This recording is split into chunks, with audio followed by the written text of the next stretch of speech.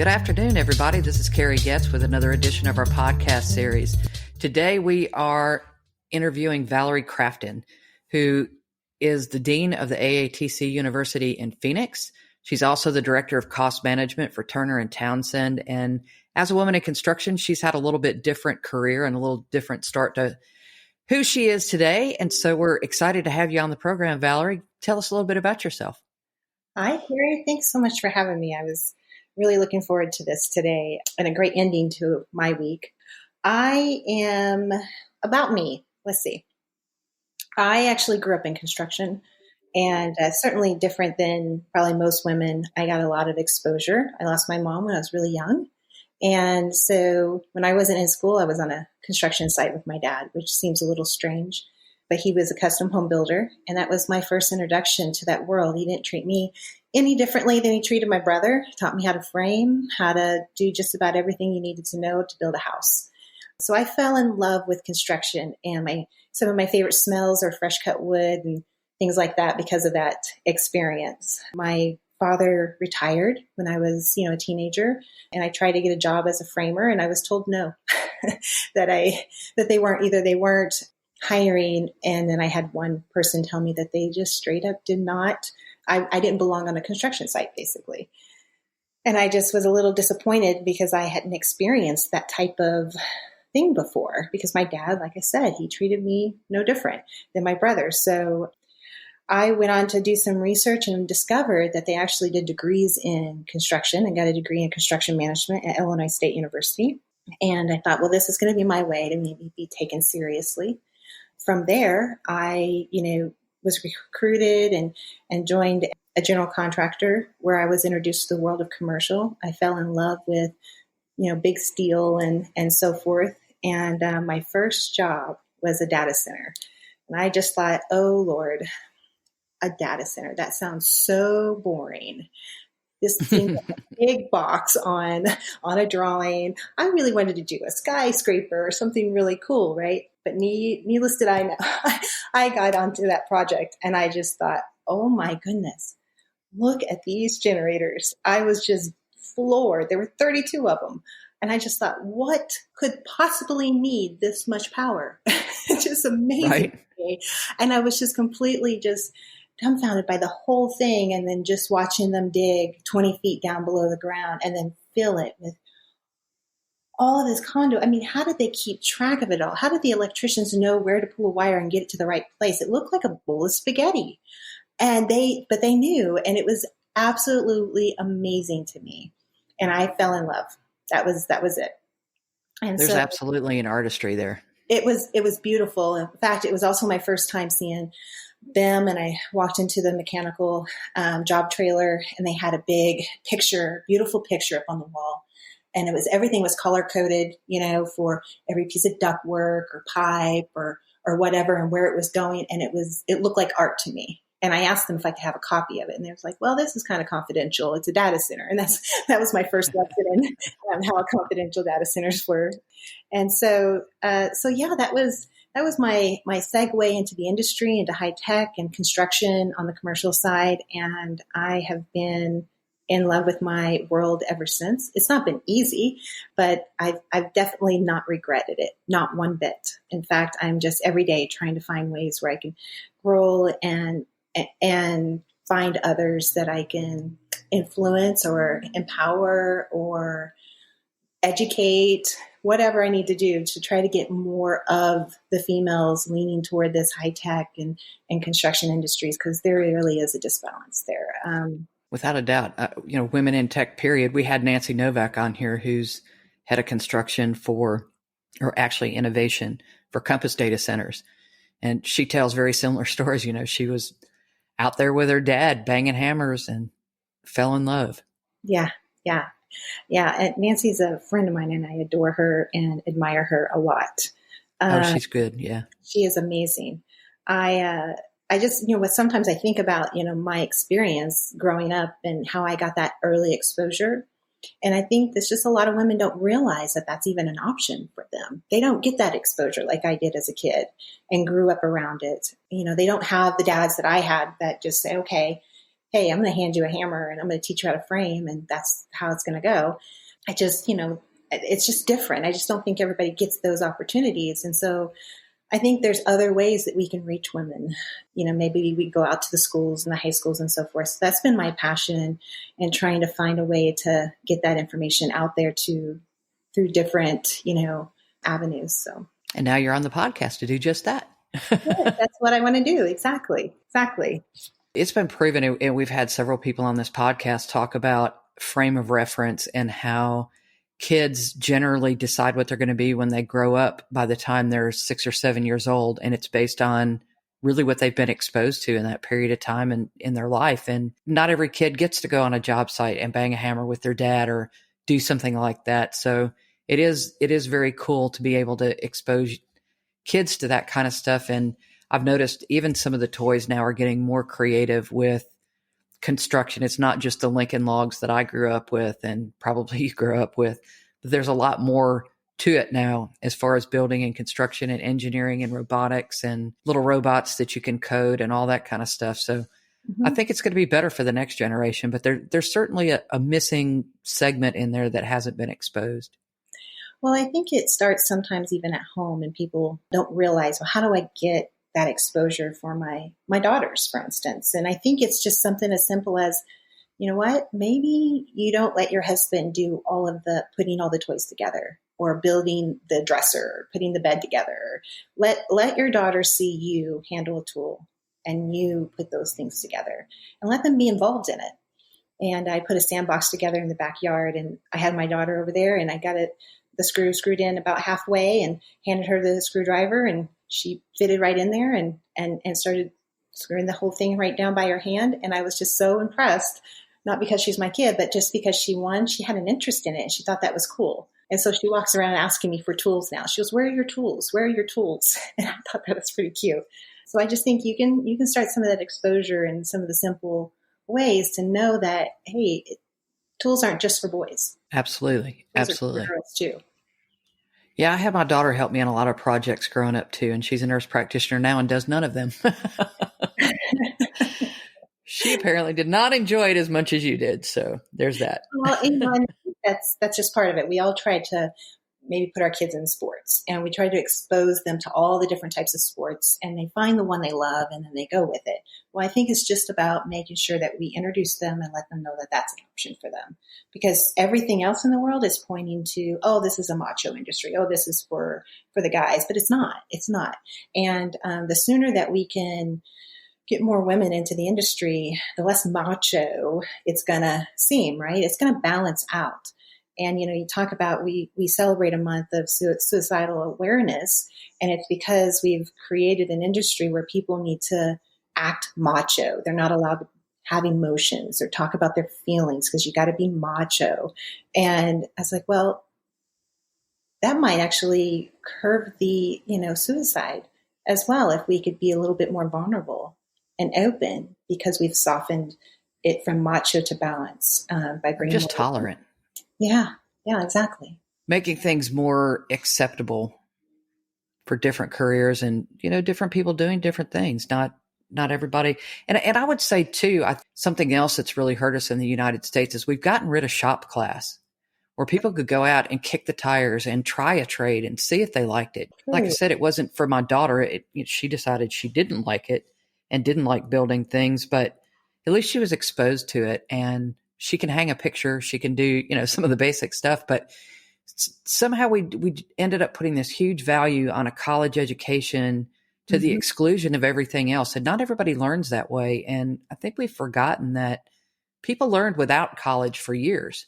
And shop class was a great way to do that. It somehow got belittled over the years, which is certainly not the way it should be, because there is an artistry there. And yes, not everything comes out of a book. And that's the other thing we've got to kind of get out there, is there is a huge gap, and there's more than one path to get there. It truly exists. And there's a need for the trades, and being in the trades is cool.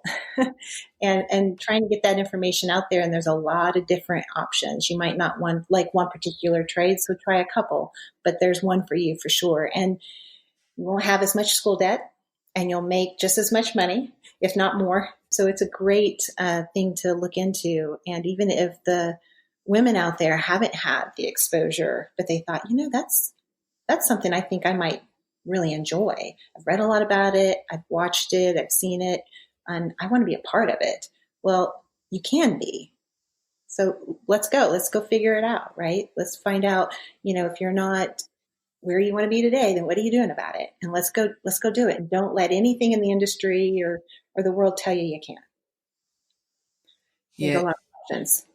Exactly. And the artistry that goes into what these trades put together. Oh, it's true. I highly encourage anybody listening, if you haven't gone out to YouTube or one of those and done the walkthrough of like the Google data center, where, all of the pipe is color coded for primary and secondary, and it's all fit down to just an exact science. It's pretty amazing. Yeah. So that's the other thing that really makes me think is sometimes like some of the big hyperscalers, there's so many different ways you can be involved in high tech and in construction and so forth. There's so many different avenues. If your background is finance, or if you're an artist, or whatever it is, there's so many ways you can still get involved if that's an industry you're interested in. You're not limited to just, hammering. Or being the person that's putting in the pipe and the conduits and the wiring and so forth. You can do more. There's a spot for just about everybody to enter into this industry, and we can create that balance. If there's some females out there like, I just don't think I'd want to be in the field. Well, you don't have to be in the field. Maybe you want to be a cost estimator. Maybe you want to be on the finance side and invoicing and so forth, or on the contract side. There's so many different ways you can be involved. Yeah, that's a good point. But like you said, I think a whole lot of it really is exposure.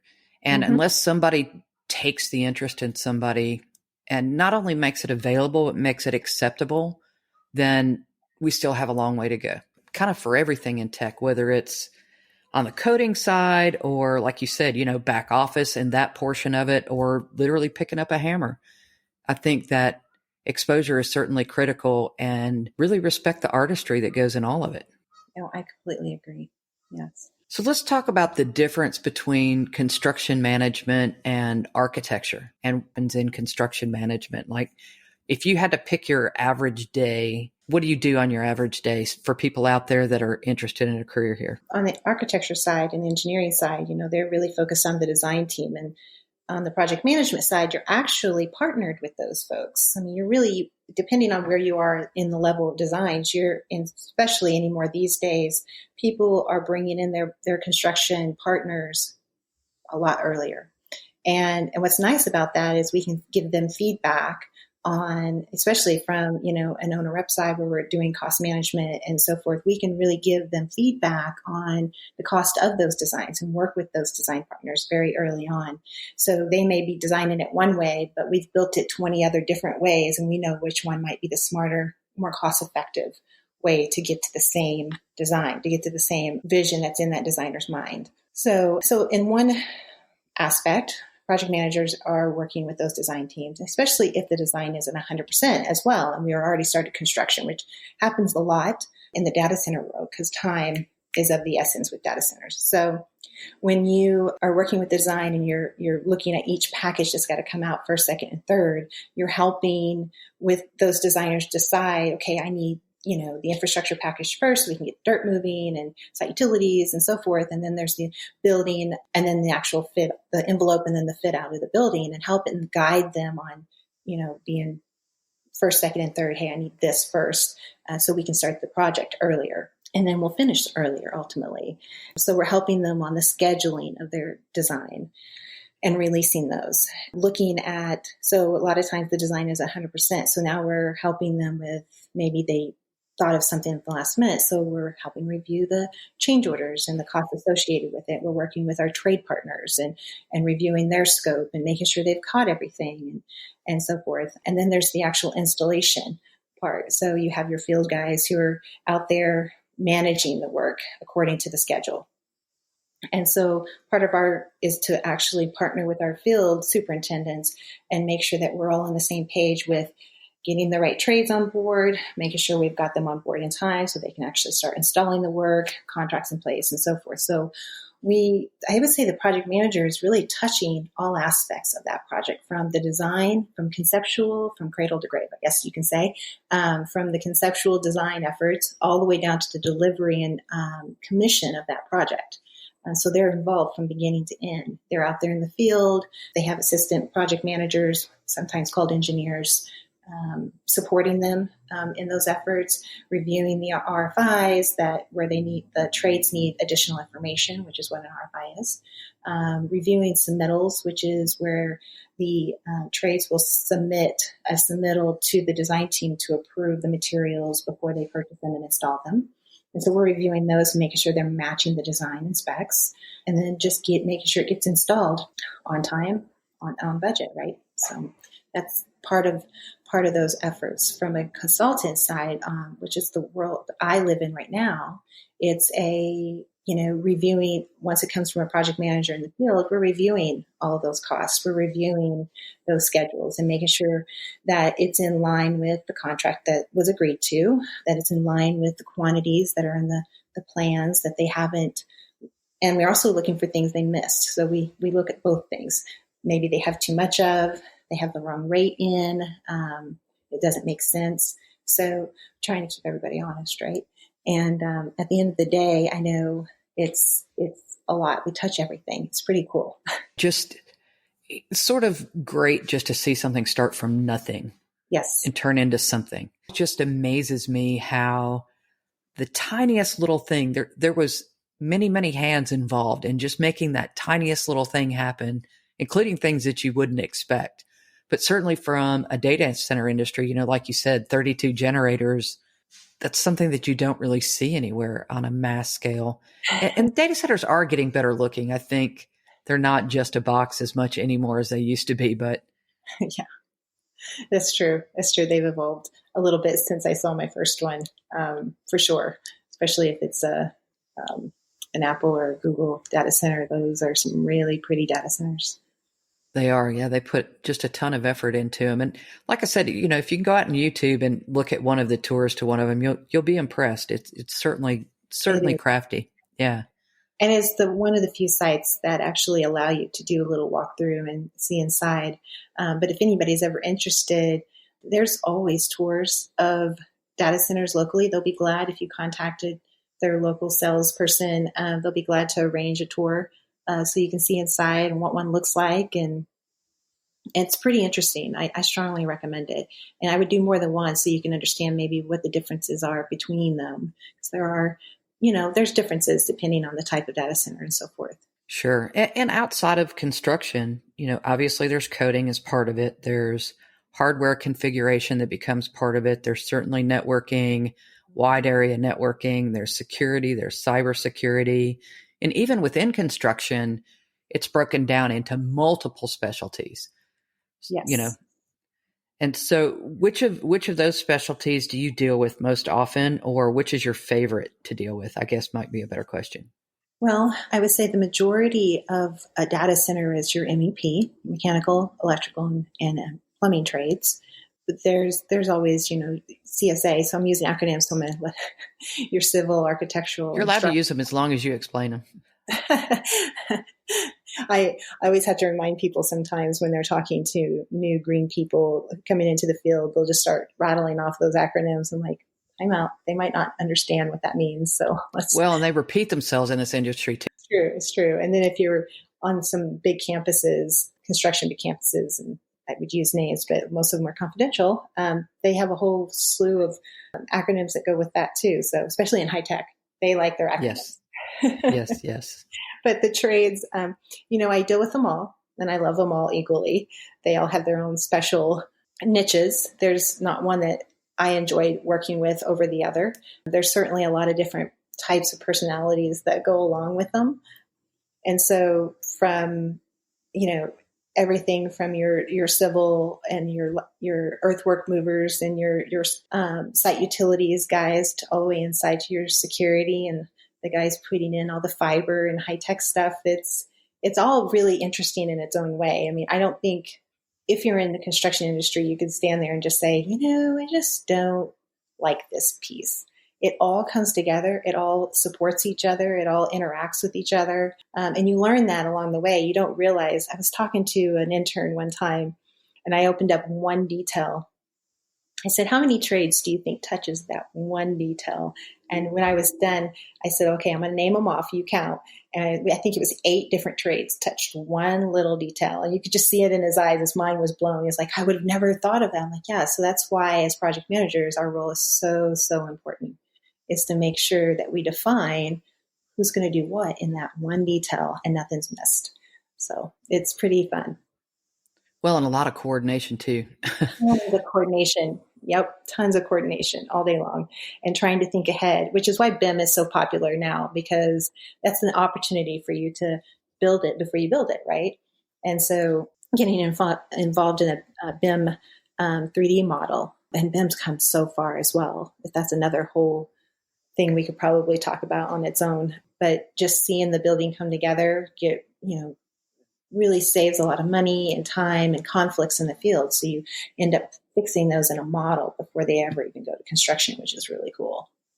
Sure. And for everybody that doesn't know, BIM is Building Information Management System. So yeah, it's part of a drafting package that does things in 3D. And just like Valerie said, it'll split out and show you where there's going to be conflicts, and a piece of pipe might be touching a cable tray, and a lot of things that used to have to be field adjusted, which made it more difficult for everybody that came afterwards. Right. These are things that absolutely help sort that out early. And, drafters that's another career in this industry that a lot of engineers rely on drafters, and a lot of the drafters have 2-year degrees, but it's still a very nice income. And it's one of those things too, where you can sit down and draw things out and put them together and make things work. I used to teach it. So. Oh, that's really cool. I like it. Yeah. I've seen it not work, where if people weren't looking at the model and weren't working it out, a lot of, especially in big high tech, a lot of the stuff is prefabbed. So pipe and so forth, it gets there. You can't change it. And the lead times to get it to the site is so long, you have to get it right. So I've watched a piece of pipe have to get cut and then reinforced. And that was a huge cost impact to have to move it over just even the slightest bit. It's a big deal. Oh yeah. For everybody. Sometimes you might have to recut the hole in the wall sometimes. And it happens, but BIM certainly helps. Sure. So what were some of your challenges, I think, coming, other than just being a woman and being told no, what, and then saying yes? What were some? Well, really? Watch me. Yeah, exactly. I love a good challenge, don't you?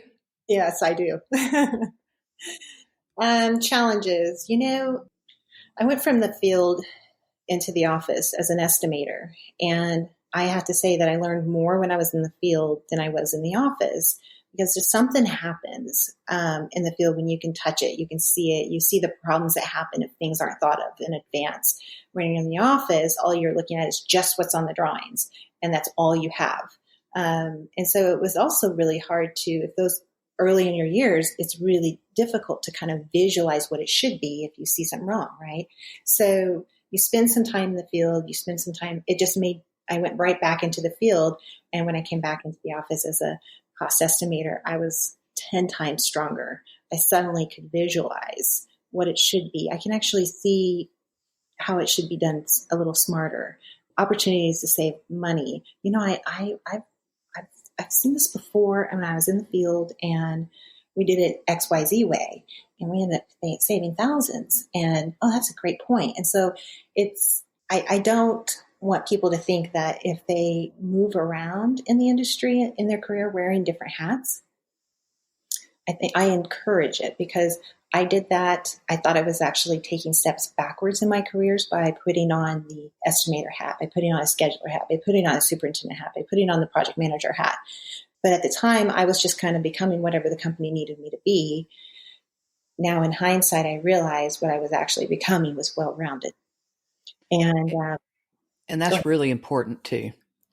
It really not is. To pigeonhole yourself, and it gives you a bigger holistic picture. And I think for companies in particular that are doing that hiring, Nancy and I had this conversation too, that a picture speaks 1,000 words, and actually putting your hands on something. We've all seen those drawings where, this is how the engineer drew it. This is how it ended up built. The two things were, Yes, I've seen that. completely different because you can't build it that way, right? Or there's something wrong, because it works on paper doesn't mean that there's enough swing for a door, for instance, because the door has a thickness that may not show up. So, all of those little intricacies, I think being able to put your hands on things makes a huge difference. If for no other reason than I think it gives you a lot more respect and admiration for the people that are doing it. And again, a lot more tolerance to make sure that you know better how to communicate with them and you kind of start to feel their pain a bit. It's important, especially if your goal is to be in a leadership role. It's important to understand what you're leading and have worked in the trench where they were and walked in their shoes a little bit, even if it was just a little bit. At least you know what, I know some of the pain that they're going through, so I'm going to make sure I get my part right. Absolutely. Absolutely. And that's important, I think, in anything in IT, because at the end of the day, the data center is an ecosystem. From the time it's of inception until the time it goes live, and then it lives and breathes and changes, and then it's, refitted and changed out. It is absolutely an ecosystem, and everything has to work in concert. It's very, very true. And just to put it even in a perspective in people's mind who aren't familiar with data centers, for every minute a data center is not up and running, they're losing millions and millions of dollars. It is incredible. So timing and scheduling and fast pace is what I think of when I think of building a data center. And that's so key to understand that every minute it's millions of dollars, not thousands, millions. Yeah. Well, and on the construction side too, there's generally liquidated damages if the data center doesn't complete on time. It's true. Because people are counting on moving into the thing, right? There's normally a tenant, especially if you're doing a purpose-built data center for a company, they expect to move in, and they have lots of things that are geared around that move in. So they they put money on that closing date. Yeah. And that's why it's, I hear a lot of people, it's like, well, I should have gotten into the data center industry market. And it's like, well, it's not sort of a willy-nilly market. I mean, you might have built, a lot of people will say, well, I can build a skyscraper, I can build a data center. I'm like, no, not so much. I think there's some expertise there. And frankly, they're not wanting your learning curve to be on their data center. So they're slow to trust new people to come in and build, be a part of that especially from a general contractor or even any of the trades for that matter. If they just woke up one day and said, you know what, I think I want to get in that market. It doesn't happen that fast. So let's talk about how you got into Turner & Townsend and how you got into AATCU. Yeah. Let's talk about that journey a little bit. So my move to Turner & Townsend was really about switching to an owner rep side.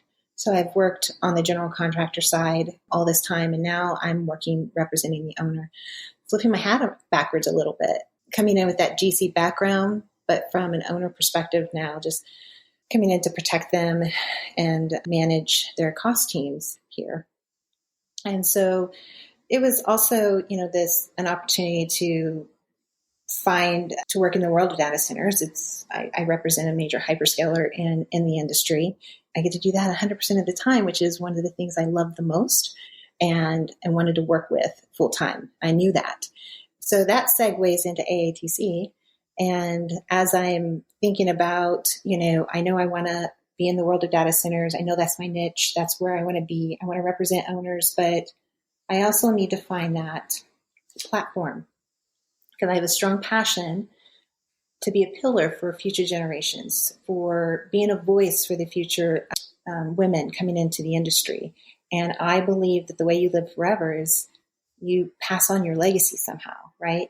And to pass on that, there's not very many of the Valeries in the world who have come up in construction. So I believe I owe it to those future generations to be that pillar. So I was looking for that platform where I can support, help, volunteer to spread the word, close the gap, right? Not only do we have a labor shortage in general, but I think women can be a big key piece to helping fill that. Not to mention just diversity across the board, bringing in people from different races, also different ways of thinking. It's so important. So someone once told me that the construction market was one of the slowest evolving markets compared to others. And I just thought, well, I wonder why that is. And they quickly said, well, it's because it's always been a good old boy land and lacked diversity for so long. It's like, well, let's speed that up, right? Let's balance it out. Let's close that gap.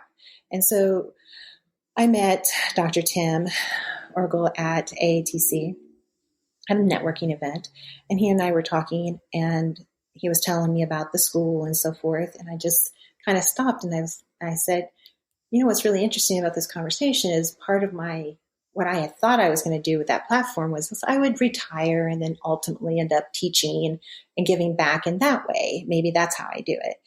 But here he was talking about an opportunity for me to do that sooner. And I just thought I would love to. I want to volunteer and be a voice for women. I want to help do whatever I can to spread the word and say, hey, here's an opportunity for education. Here's veterans, women, just everybody, come over here and let's talk about an opportunity that's available that will pay you well, and you will forever have a career. And look at the environment we're living in right now. And one of the essential places that needs to be up and running is internet, right? Well, you need a data center for that. And I always laugh. People wonder, it's like, where's the cloud? I'm like, yeah, that's called a data center. It's everywhere. It's everywhere. If you're wondering where the cloud is, it's in a data center, and that's where we store all of the things that we do. And so if you're wanting to be a part of that world, there's an opportunity at the AATC. It's very reasonably priced. I've actually looked at other programs, and here you've got your experts in the industry at your fingertips, teaching and being involved in this program and trying to build this school all over the world so that we can create that diversity. I just think that's amazing. I think that's great. Partnering with things called Veterans of America and all those people transitioning out of the military. I just think what a great thing. And I want to be a part of helping move that forward. So it's an opportunity to get into, especially, I mean, if you're thinking about a career change even. It's like, you know, I joined this. I've been doing it for a while. I didn't think I could switch. You can.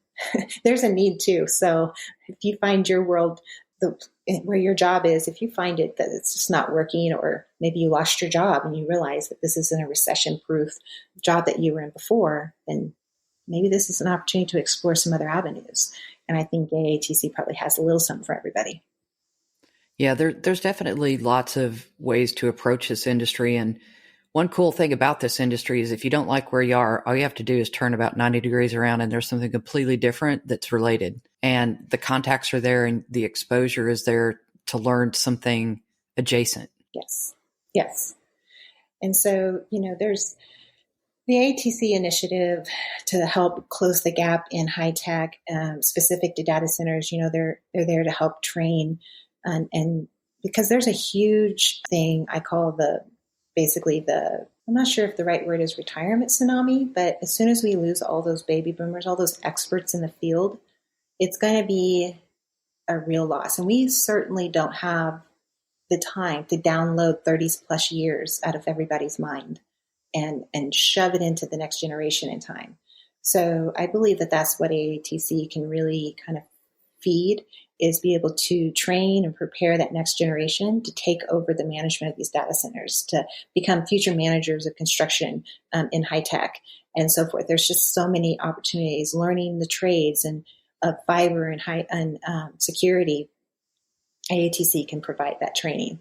And they're looking for partners too to help with getting hands-on experience for their students. And I just think that's pretty cool as well. Certainly is. Yeah. There's a lot to be said for internships. And like you said, you know, with a lot of the trades, kids can go in there through an internship program and graduate debt free. Yes. As, you know, as an apprentice, out of an apprentice program, and then have a career. Right now in New York, they're saying that electricians are starting out at six figures with zero debt if they start in as a journeyman. So there's definitely ways to go. And I think, you know, the other thing that's a little bit different with AATCU is that they rely on a lot of the education that's already out there and a lot of the certifications that are already out there and make that available to military members, and I know I do a lot of work with Salute Mission Critical and infrastructure masons that do the same thing, but Salute does it a little bit different. Not only do they reach out to the veterans, they also reach out to the veterans' spouses. Because, if you take a guy that's been in the military and deployed several times and they've moved several times, the spouse's resume doesn't look all that great either because of all those moves. And I think these types of forward-thinking education are really going to be necessary. One, because not everybody can afford a 4-year degree. We've talked about that here before, or it's not in the cards for them for some reason. But certifications are a great way to jumpstart. And to be honest, the most listened to episode of this podcast series was on certifications. And even people that get out of a 4-year degree, most times either have to do some type of on-the-job training or go get certified because the curriculum just doesn't move as fast as the industry does. Its curriculum is a very slow-moving bus. Yeah, I completely agree with that. Even from the graduates from the construction management program, they're teaching you really ABCs of construction. And so the difference between that, now you have to go and actually learn it once you get in the field, and it takes years. But that's what's a little different with the AATCU is that you're actually going to walk out with not only the ABCs, but now you've also learned some words and sentences before you ever even finish the program. Sure. I think you're really prepared and ready to go. And to your other point, there's no shortage of people in this industry, like the outreach that you're doing and Nancy and myself and lots of other women in the industry that really are trying to give that leg up to other women. Nobody ever gave me that, I can assure you. But they say that within 5 years, 31% of our workforce will retire, and within 10, 72% will be retired. And to compound that, the industry is growing at exponential rates too. There will be data center jobs literally everywhere. And I mean, you can't go in any city right now without looking at a corporate office building and see a data center. You just don't realize it's in there, and it's a smaller, non-purpose built building. But they're certainly everywhere.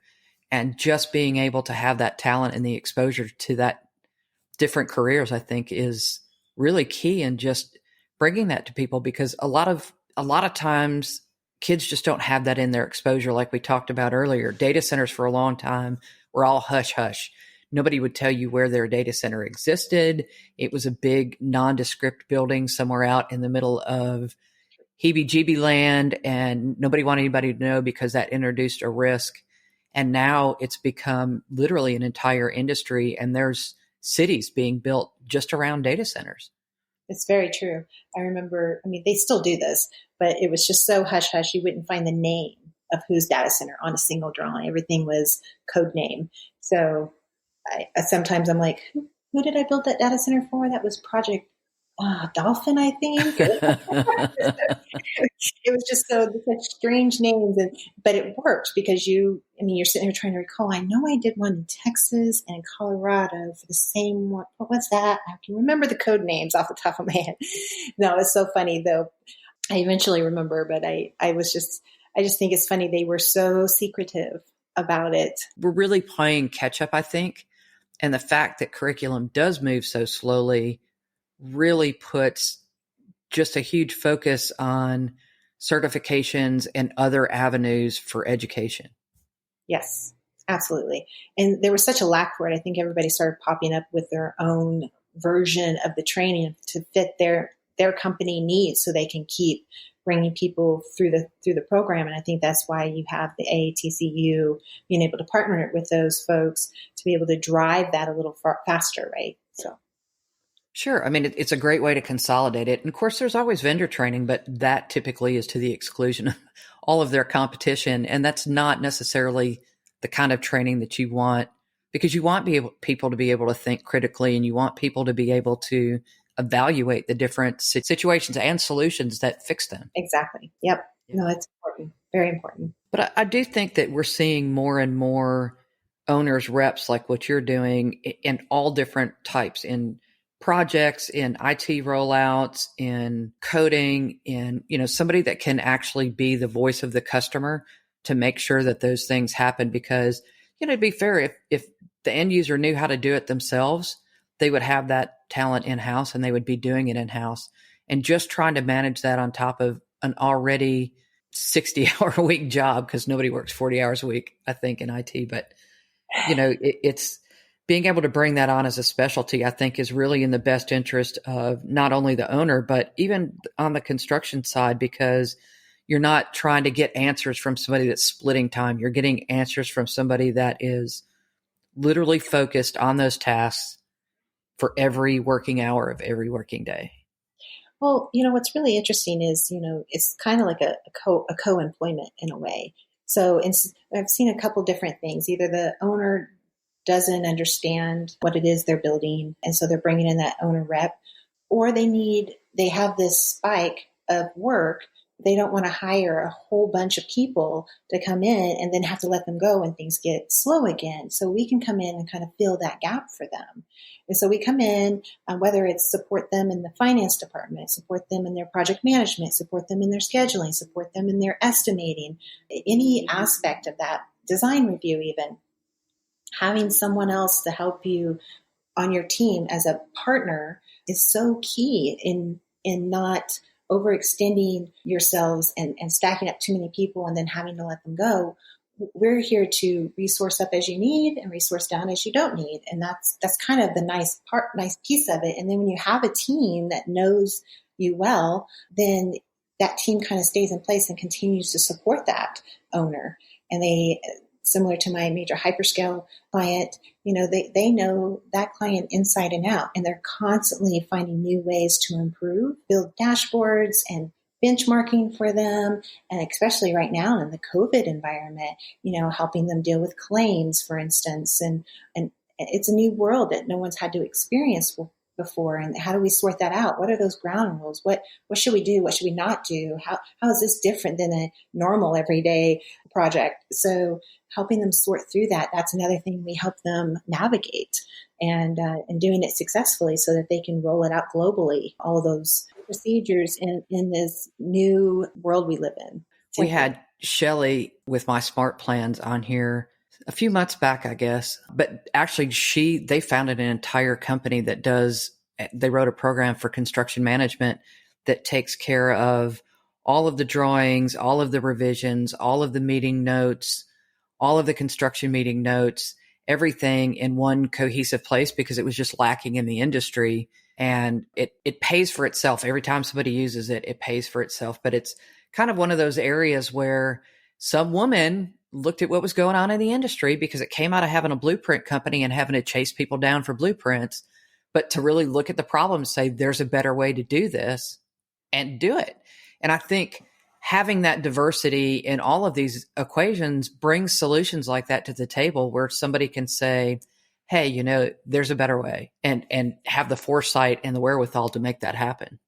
And I believe that all starts with, everybody in the industry start helping create that awareness, So there's a lot of initiatives out there. We have that one month a year where we celebrate, women in the industry and so forth, which we should do every month actually, and keep it aware. But all of these initiatives to empower and spread the word, they're so important. But I really think it's a matter of each person listening to this podcast out there for you guys to go out and mentor, sponsor, promote, right? Be the advocate for diversity. It just takes one person to kind of step up and say, hey, we need more of this. We need more cultural diversity, ethnicities, religions, political views, skill sets, industries, backgrounds. I mean, all of these are really important. Yeah. Absolutely. It's important that we have that balanced bench, for instance, where you have, those senior people who are really, really good at what they do and they've been doing it for a long time, feeding that down to the next person in line, and that person feeding the next person in line. And you're just creating that constant world and circle of education. And so just going out there and bringing people along on your leadership journey and putting the word out there to, hey, it's important that we diversify. What they'll say. It's absolutely conscious, right? It's not a subconscious thing, and it's not something that you do once and call yourself good. That's right. It's true. Don't be afraid to ask questions. We never will. There's not a point in your career where you know everything. You're always learning. It's a constant evolving industry. And there's so many people around you with different experiences that you can learn from. So I think there's a lot to be learned by that diversity and having that type of roundtable. Yeah. That's kind of the cool thing in this industry, though. If you start out somewhere and it's not for you, it's easy to find something else that's pretty close. But again, like, to your point, you've got to ask questions. You've got to expose yourself. You've got to not be afraid to jump in with both feet and take a risk. And I think that was kind of when you asked me earlier, what were my challenges? My challenge really was, when watching people not volunteer for things people were being asked to do. And I would say the most challenging part was just stepping forward and taking on something I had never done before and being willing to be a little scared, ask a lot of questions, or a lot scared. Maybe a lot scared. Try not to let them see it and go for it. Right.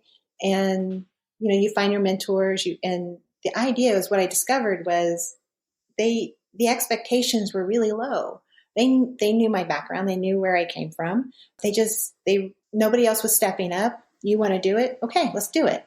I'm here to support you. So if you have the right team and you're in the right place in your career, you're going to be surrounded by people who are going to support you no matter what. They're not going to let you fail. You should never be on an island or feel like you're on an island. Yeah, and the best managers won't let that happen either.